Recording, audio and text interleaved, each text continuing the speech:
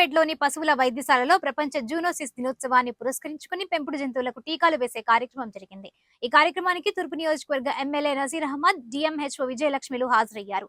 ఈ సందర్భంగా వారు మాట్లాడుతూ పెంపుడు జంతువుల ఆరోగ్యం పట్ల ప్రతి ఒక్కరూ అవగాహన కలిగి ఉండాలని కోరారు. రాబిస్ వ్యాధి బారిన పడకుండా ప్రతి 3-4 నెలలకు ఒకసారి వ్యాక్సినేషన్ తప్పనిసరిగా వేయించాలని సూచించారు.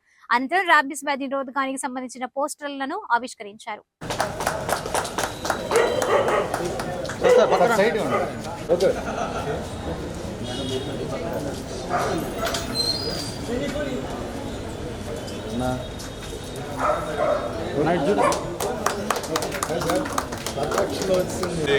సందర్భంగా ఈరోజు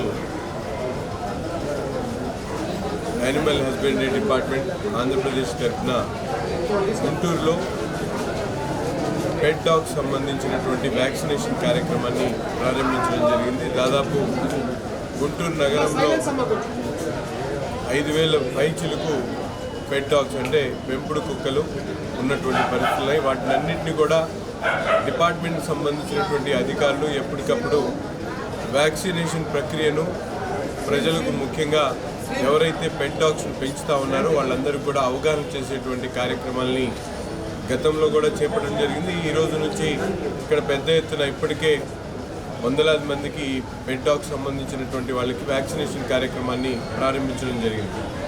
ముందుగా ఎందుకంటే ప్రతి ఒక్కరు కూడా మానవులతో పాటు సమానంగా ఈరోజు ఎంతో ఆప్యాయంగా పెంచుకునేటువంటి కుక్కల వలన ఎవరికి ఎటువంటి ఇబ్బంది రాకూడదు, ముఖ్యంగా వాళ్ళని జాగ్రత్త చూసుకునేటువంటి ఎవరైతే పెంచేటువంటి వాళ్ళందరూ కూడా రక్షణ కల్పించాలనే ఆలోచనతో ఈ జూనోసిస్ డే సందర్భంగా వ్యాక్సినేషన్ కార్యక్రమాన్ని ఏర్పాటు చేసి ప్రతి ఒక్క కుక్క కూడా ర్యాబిస్ ఇన్ఫెక్షన్ రాకుండా, వాటి కుక్క వల్ల రాకుండా ఈరోజు వ్యాక్సినేషన్ కార్యక్రమాన్ని చేపట్టడం జరుగుతూ ఉంది.